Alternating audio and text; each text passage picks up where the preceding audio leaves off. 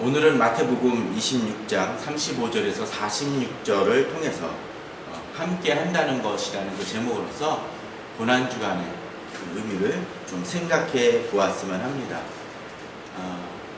여기 앞에 하나의 얘기를 한번 좀 봤으면 합니다. 도표입니다. 이게 뭐냐면 지역구 의원들을 대상으로 한 143명, 그 중에 이제 몇몇 보궐선거나 그런 것으로 된 사람들의 경우는 빼고 한 199명 정도의 지역구 의원들을 대상으로 공약의 실천 사항에 대해서 작년에 그 동아일보에서 조사한 내용입니다. 가을쯤에 9월쯤에 했으니까 아마도 여름 동안에 조사하지 않았을까라는 생각을 해봅니다. 어떤가요? 보게 되면 추진 중이 58.2%, 완료가 14.3%, 미이행이 20.2%라고 봅니다. 보류도 이렇고요. 이걸 보면서 좀 그런 생각을 그 기사는 그런 얘기를 했습니다. 무슨 얘기냐면 이미 그 임기 절반이 돌아서 이제 전환점으로 돌아가는 그 상황 속에서 과연 완료가 이 14%고 그리고 추진 중이라는 얘기는 사실은 잘 안 되고 있다는 얘기일 수도 있습니다. 추진 중은 돼야 되는 거죠.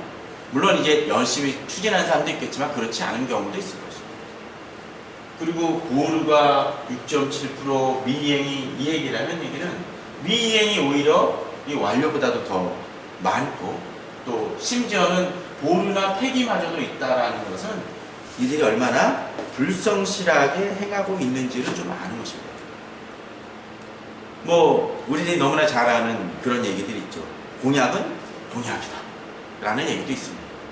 그저 그냥 헛된 그 공약이라고 이야기하는 사람들이 있습니다. 국회의원뿐입니까? 사실은 이거는 심지어는 우리나라의 최고 지도자라고 얘기하는 대통령도 마찬가지입니다. 지금 있는 박근혜 대통령만이 아니라 박근혜 대통령에 대해서도 공약 실천 사항을 보게 되면 청와대 얘기하고는 그 사회단체에서 얘기하는 것은 전혀 다른 모습을 보게 됩니다. 박근혜 대통령뿐만이 아니라 이전에 있던 대통령들마저 대부분의 경우들이 여러 가지 특수한 사항과 여러 가지 시대적인 어려움이 있었던 경우도 있긴 하지만 상당수가 제가 보기에는 절반 이상도 지키지 못한 경우들이 있습니다. 특별히 여기서 얘기하는 것은 핵심 공약입니다. 예를 들면 그런 얘기를 하더라고요. 이 공약 중에 이제 선거관리위원회 쪽에서 특별히 이것만은 지켜야겠다고 얘기하는 공약들이 있대요. 그게 5개인가 9개인가 그런데 그 5개, 9개조차도 이렇다라는 거. 나머지 것들은 말할 여지도 없다라는 게 나오겠죠. 대통령의 경우들도 마찬가지였다는 것입니다. 이런 모습들이 이렇게 국회의원하고 또 대통령의 모습도 그러니까 장관들도 마찬가지 아닙니까? 청문회 우리 굳이 더 이상 얘기하면 입이 아프죠. 여러 가지 공약은 제쳐놓고 여러 가지 법기마저도 기본적인 법기마저도 그런 것들도 지키지 않아서 매번 이야기합니다. 뭐라고 얘기하나요? 죄송합니다. 사실 죄송할 일은 하지 말아야죠.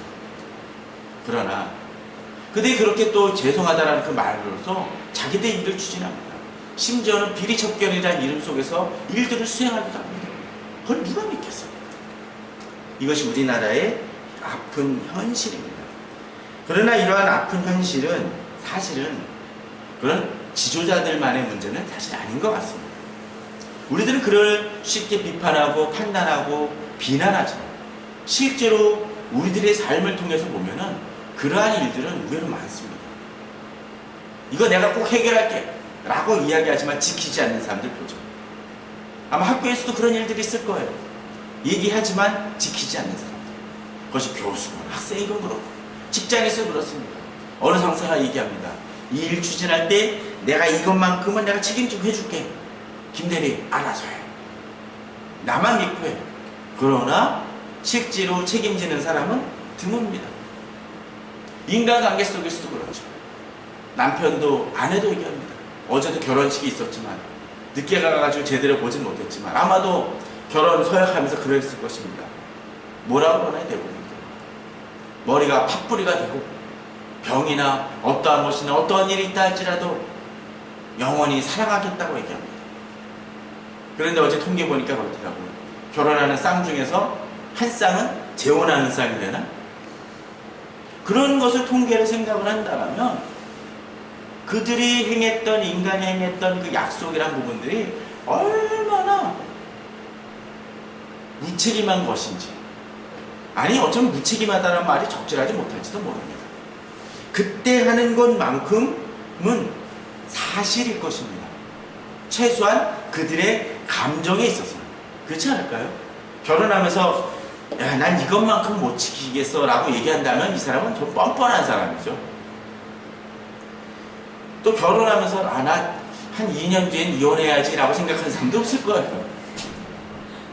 그러나 그들이 지금의 감정과는 상관없이 실제로 그대로 그것을 지키며 나아가는 것은 단순히 감정과 지금의 나이 상태만으로는 아닙니다.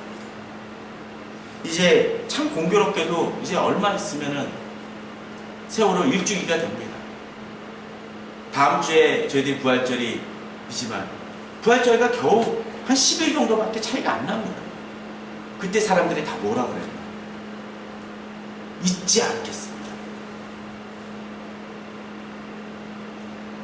그러면 과연 정말 안 잊었나요? 많은 사람들이 있고 오히려 빨리 저 현수막 천막 치우라는 얘기도 합니다. 해결된 건 뭐가 있습니까? 세월호 조사 특위도 전혀 추진되지 않고 있고 대통령도 언제든지 찾아오십시오 라고 했지만 그때 외에는 한 번도 만난 적이 없는 게 지금의 현실입니다. 대통령만 뭐라 그러는 게 아니라 사람들의 약속이란 부분들은 단순히 그 당시의 감정이나 의지만 갖고는 안 된다는 것입니다.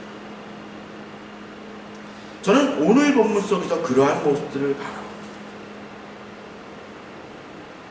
그러한 모습 속에서 그러한 사람들과 그러한 제자들 앞에서 주님은 어떤 모습을 보이셨는지, 이제 곧 십자가에 달리시기 위해 잡혀가신 그 절박한 상황 속에서, 그 무거운 괴로움 속에서 주님이 감람산에서 기도하실 때, 또 감람산으로 나아가실 때, 또 잡히시기 직전까지 제자들의 모습은 어떠했는지를 오늘 본문은 보여주고, 그들의 실패의 원인은 무엇이고 또 주님은 어떠한 길을 가셨는지를 우리들이 한번 살펴보았습니다.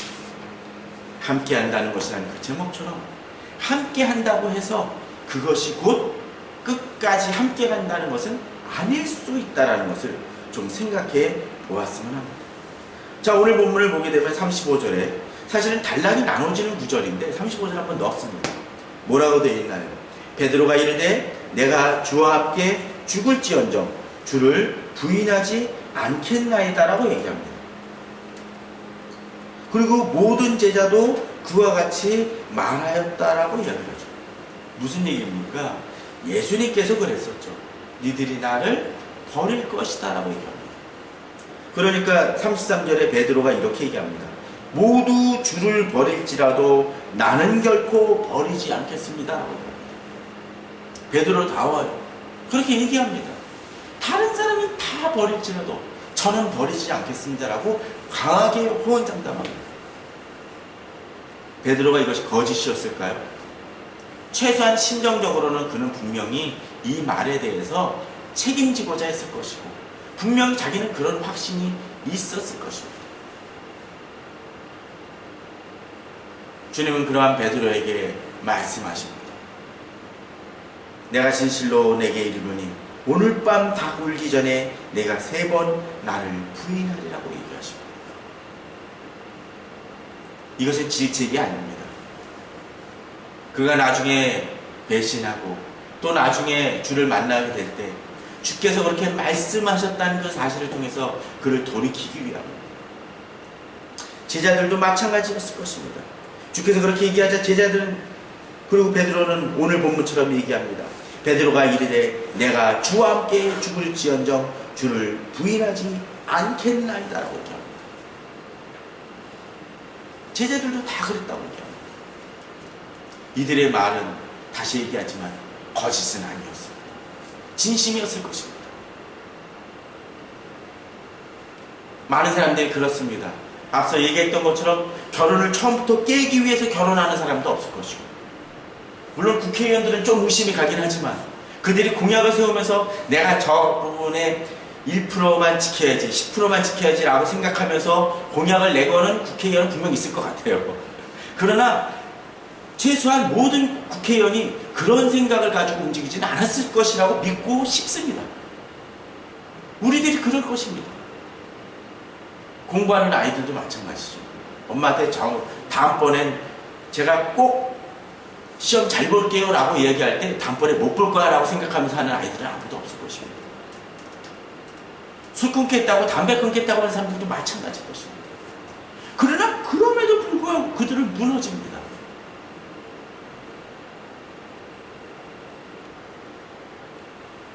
그것이 우리들의 연약함이고 우리들의 문제입니다.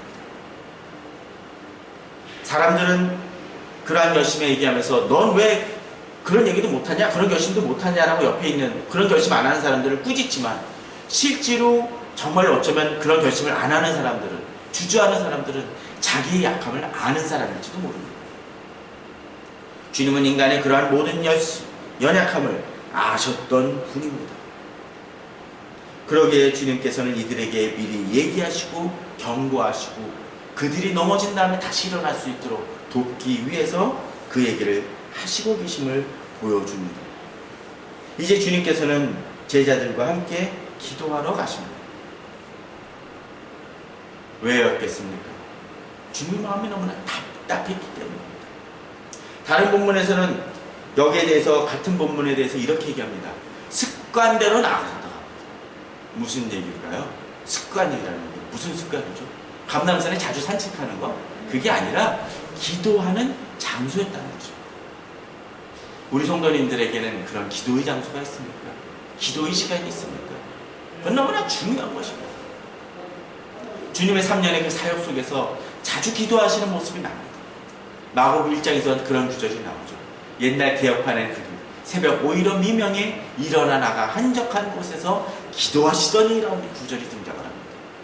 그 전날 너무나 많은 병자들을 고치시고 늦게까지, 밤늦게까지 그 일들을 행하신 그 주님께서 오히려 새벽에 일어나신 모습이 등장을 합니다. 기도한다는 것은 중요합니다. 하나님의 아들이신 예수 그리스도도 그러한 기도를 나아가셨습니다.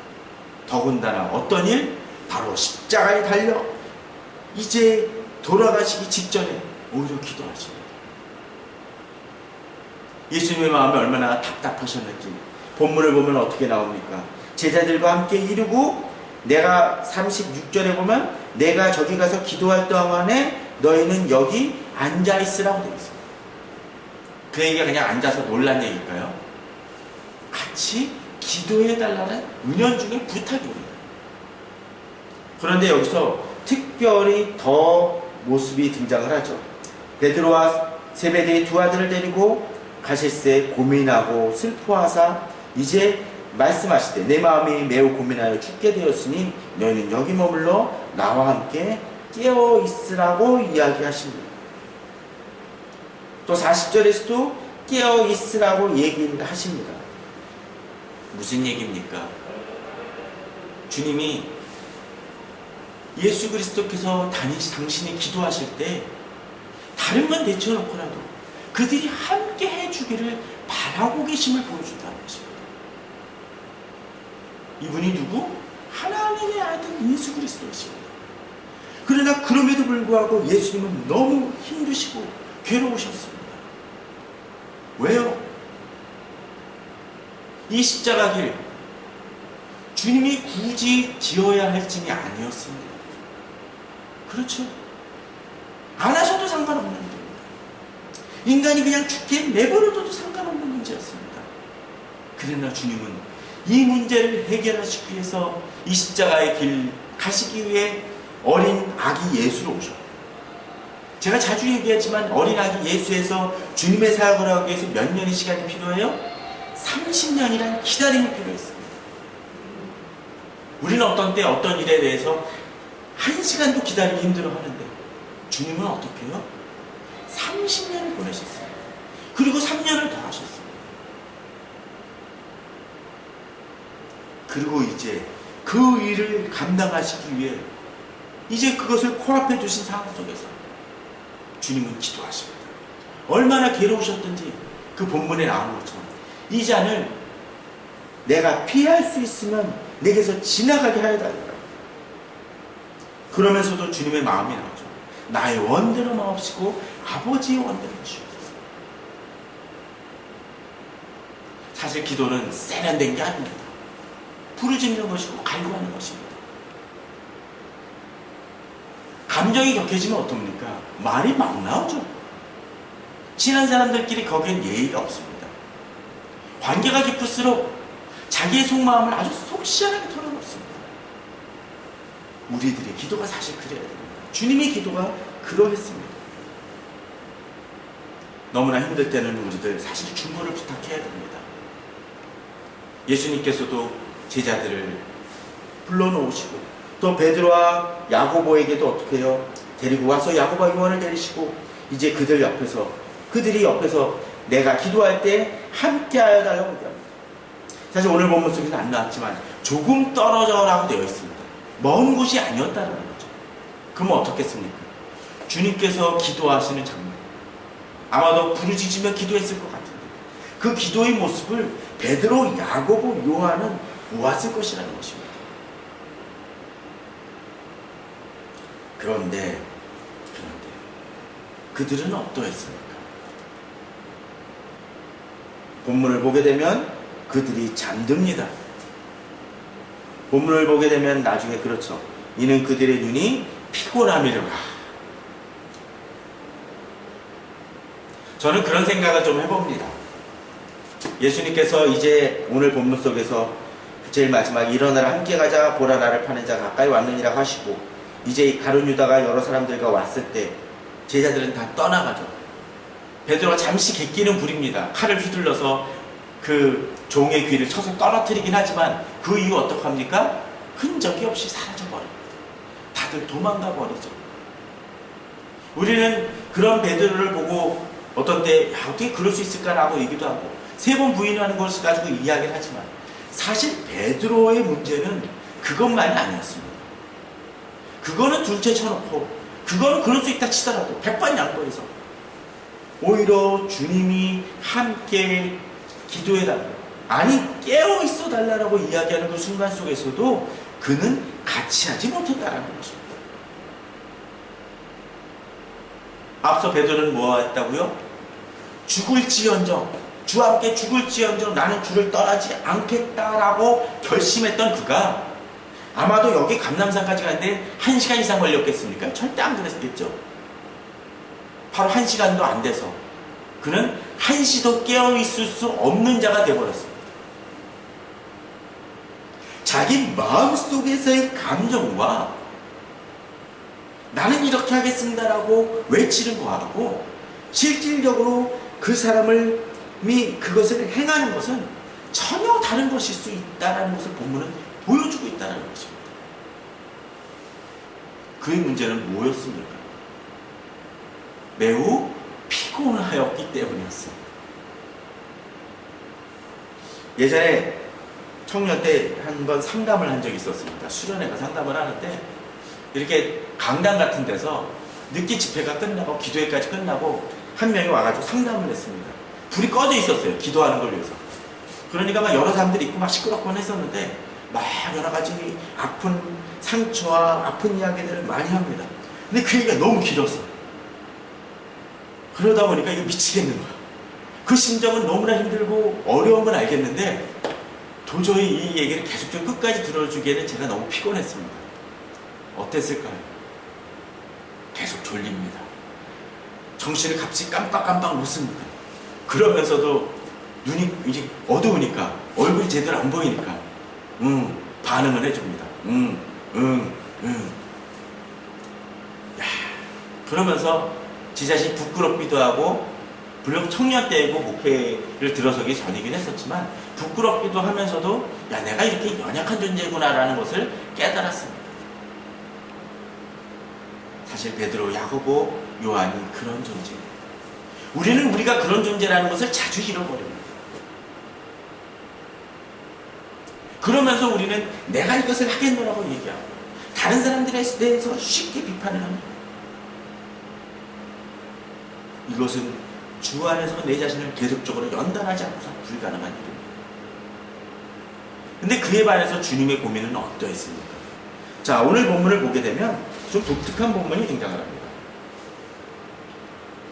자, 마태복음 26장 38절에 주님께서 이들에 대해서 얘기하면서 그렇게 얘기합니다.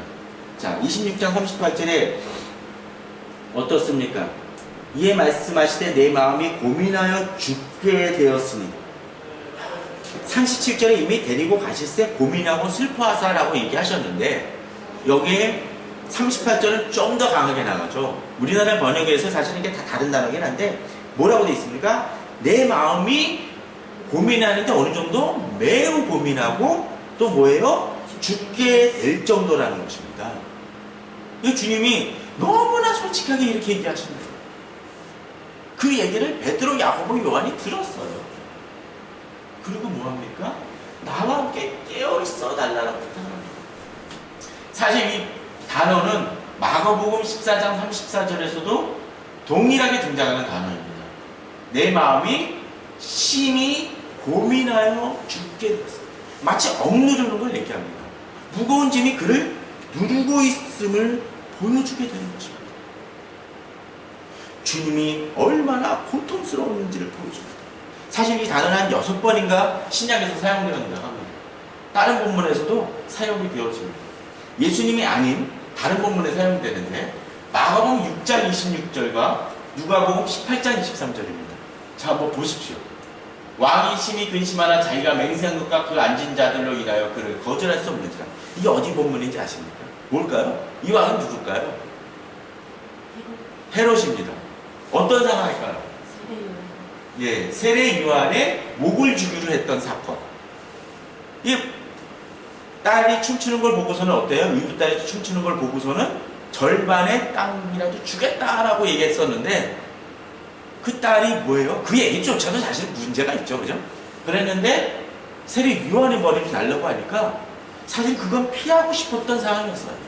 왜냐하면 그를 선지자로도 여겼고 비록 아픈 얘기를 했었지만 그랬는데 이제 어떤 일이 벌어집니까? 그걸 달라고 하니까 뭐예요? 심히 근심한. 전 이걸 보고서 그런 생각을 해봅니다. 야, 왕이 근심하는데 뭐 심히 근심하는데 겨우 요 정도로 근심하는 거예요. 누가 한 일? 자기가 벌린 일 그 하나, 어쩌면 정의롭게 결정하면 될 너무나 단순한 일에 대해서 심히 근심. 예수님의 근심과 비교해 보십시오. 예수님의 근심은 어떤 거? 당신이 저지른 어떤 죄나 그게 아니에요. 굳이 담당해야 될 짐이 아니죠. 근데 예수님은 그 모든 정말로 하나님의 아들이심에도 불구하고 십자가에 달려 죽으신 일, 누구의 죄? 바로 우리의 죄. 모든 사람의 죄를 위하여 죽어야 되는 그 현실, 그 답답함, 그 고민과 그 갈등 속에서 심히 고민하며 매우 고민하는 걸 위해서 이 사람은 뭐? 세례 요한의 머리. 불의한 일을 행하는 데 대해서 근심하는 못난 모습을 보여주고 있다는 것입니다. 그 다음 사람은 어떻습니까? 누가복음 18장 23절. 그 사람이 큰 부자임으로 이 말씀을 듣고 심히 근심하다. 우리 지난주에 보았던 구절이죠? 거기서 마가복음이긴 했지만 큰 부자임으로 뭐예요? 심히 근심하다. 주님은 그렇게 얘기하셨죠? 그걸 놓을 때 어떻게 합니까? 하늘에서 큰 보화가 있을 것이라고 얘기합니다. 사실 자기 것을 놓지 못하니까 그 손이 빈손이 되지 못하니까 주님께서 주시지 못하는 거였어요. 또 물론 그 물질의 차원은 좀 더 다른 차원일 수 있겠죠. 그 사람은 자기 걸 놓지 못해서 영생을 놓치는 그 문제. 사실 그 영생조차도 고민하지 않고 있긴 하지만 자기가 가진 그 재물이 하나님께서 주시지 않으면 하나도 주어질 수 없는 그 사실이라는 것을 모르는 그 연약한 존재, 그 존재가 심히 근심하는 모습이 등장을 합니다. 우리들의 근심은 어떤 것입니까? 어떤 때는 우리가 잘못해놓고 그거 수습하지 못해서 심히 근심하는 경우가 많습니다. 또 우리가 어떤 때는 나의 질병이나 여러 가지 문제로 고민할 수 있을지 모르지만, 그러나 그 고민의 그 질과 예수 그리스도의 고민의 질을 생각하는 데는 너무나 천양지차임을 보게 됩니다. 물론 우리들의 삶에 있어서 무거운 짐이 있습니다. 그걸 무시하자는 것이 아닙니다. 그것은 우리를 너무나 고통스럽게 합니다. 그러나 비록 그것이 고통스럽고 너무나 어렵고 힘들고 그런 문제이긴 하지만, 주님은 또 다른 차원의, 우리 고민하고는 좀 더 다른 차원의 그 고민으로서 너무나 힘들고 어려운 과정 속에 있으셨다라는 것입니다. 그런데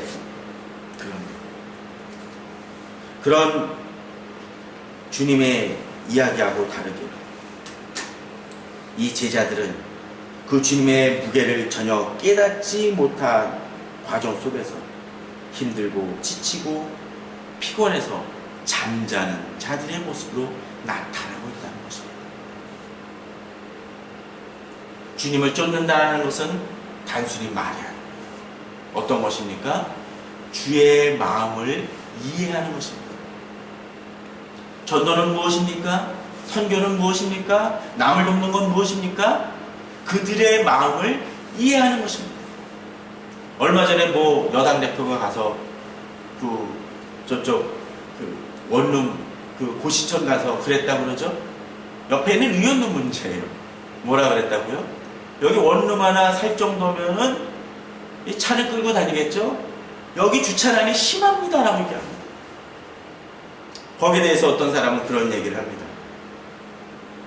하루에 세 끼를 라면 한 개로 때우는 사람이 있는 현실 속에서 그걸 고려하지 않은, 이해하지 못한 그런 말이다. 우리 주변에는 그런 사람들이 의외로 많습니다. 고통에 같이 분담하는 것은 무엇이요? 상대방이 겪는 고통을 이해하는 것입니다. 그러나 그들은 이 눈꺼풀의 무게도 견디지 못하는 자였습니다. 예수님의 심히 매우 무거운 짐을 지고 고통스러워 하실 때 제자들은 어떤 거? 자기 눈꺼풀의 그 얇은 거, 아마도 무게를 재면 1g도 제대로 안 나올 그 눈꺼풀의 무게를 견디지 못해서 졸고 주님이 얘기하셨죠? 뭐라고요? 한시도 깨어있을 수 없느냐. 예전에 생각해보면 좀 그런 건 있는 것 같아요. 고등학교 때나 중학교 때 저도 참 많이 졸았습니다. 그런데 보면은 기껏해야 45분 50분의 시간인데 그 수업 시간을 못 견디겠더라고요. 그런 점에서 전 제자들의 심정이 좀 이해는 갑니다. 저는 그렇게 연약한 존재입니다. 그러나 나중에 좀 지나고 났더니 좀 이제는 커서, 예를 들면 그런 시간들이 1시간, 2시간의 그런 시간들이 의외로 부담이 안 가는 경우들이 많이 있어요. 그러나 그러한 것들을 이해하지 못할 때 우리는 넘어지고 실패합니다. 제자들은 그러한 사람이었습니다. 진정 예수 그리스도를 쫓는다라는 것은 결심이 아니라 주의 마음을 이해하고 또 그 이해함 속에서 주와 함께 나아가는 것입니다. 사실 이렇게 졸았던 베드로는 여러 군데서 좁니다. 사도행전에서도 감옥에 있을 때 좁니다. 오히려 바울이 감옥에 있을 때 찬양하던 그 모습하고 달리 베드로는 열심히 좁니다. 나중에 그것이 감옥에 나오고 나서야 현실임을 깨닫습니다. 그래서 어떤 분은 그렇게 얘기하더라고요. 바울이 갇혔다가 나왔었을 때 간수가 그것을 보고서 놀랍니다. 그랬더니 간수가 한테 한 얘기죠. 주 예수를 믿으라, 그리하면 너와 내 집에 구원을 얻으리라고 그때 바울이 얘기합니다. 그에 반해서 베드로는 어땠는지 아십니까? 죽고 나온 게 아니라 자다가 정신이 몽롱한 상태에서 나오는 바람에 그 병사들을 누가 죽였나요? 헤롯을 죽입니다. 제대로. 그래서 이 좋을고 안 좋은 거에 따라서 이런 결과가 납니다. 물론 정황이 다른 경우는 있긴 하겠지만 참 의미 있는 얘기다라는 생각도 해봅니다. 여담이었습니다. 자, 그런데 문제는 바로 그것이었습니다. 이제 주님은 이제 그렇게 그들의 도움을 요청했지만 결국은 그 마지막 길 가는 조차도 주님이 홀로 그 짐을 그냥 지고 갑니다. 같이 하기를 원했던 이들마저도 같이 하지 못함을 보게 됩니다. 우리들도 그런 경우 있죠. 그래서 얼마나 외롭습니까? 또 힘들고 그렇게 같이 하지 못하는 어쩌면 가족과 친구들로 인해서 내 마음이 상처가 되고 그들의 배신감을 느낄 때가 많습니다. 그런데 오늘 본문을 보면 이제 주님은 그렇게 얘기하십니다. 자, 45절에 44절에 또 그들도 나아가 세 번째 같은 말씀으로 기도하신 후에 이제 45절을 한번 같이 볼까요? 시작. 이에 제자들에게 오사 이르시되 이제는 자고 쉬라. 보라 때가 가까이 왔으니 인자가 죄인의 손에 팔리느니라.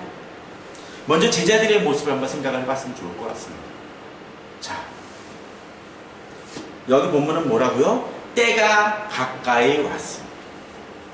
어떤데 주님과 함께 할 수 있는 시간이 있습니다. 그죠? 주님을 쫓고 나아가야 할 수 있는 그런 시간이 있습니다. 우리가 실패해도 다시 회복할 수 있는 시간이 있습니다. 제자들이 어떻게 했나요? 3번의 기회가 있었던 거예요, 사실. 주님이 좀 깨어나라 할 때 계속 줍니다. 그때 최소 한 번이라도 했으면 나중에 예수님 부활하신 다음에 좀 당당할지 모릅니다. 그러나 그들은 되지 않았습니다. 주님 앞에 헌신이 그럴 때가 있어요. 때가 있습니다. 마치 부자 청년의 모습처럼 또 지난주에 그 바디메오처럼 부자 청년 지지난주였군요. 바디메오처럼 어때 했다고요? 주님을 만날 수 있는 때가 있습니다. 근데 그 때가 아주 상실될 때가 있죠. 제자들도 그러했습니다. 주님과 같이 하고 주님의 짐을 최소한 조금이라도 질 수 있었던 유일한 때였지만 그때를 결국 놓치고 맙니다. 저는 우리 성도님들이 그때를 놓지 마시기 바랍니다. 놓지 않는 분들 되길 바랍니다. 배워야 될 때 배워야 됩니다.